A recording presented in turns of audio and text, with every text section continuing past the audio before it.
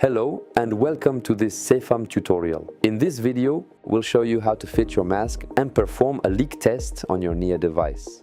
The mask you've been given was carefully selected by your physician or healthcare provider based on the shape of your face. All masks include an intentional and calibrated leak, which is necessary for proper therapy. Never block this leak. Depending on the type of mask you are using, place the cushion on your face. Then adjust the headgear so it is comfortable, well positioned and securely in place.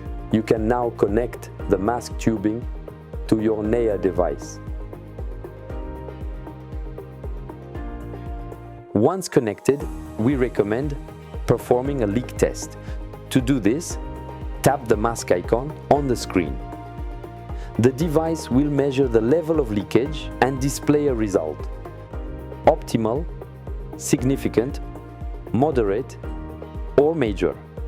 If a leak is detected, reposition and adjust your mask.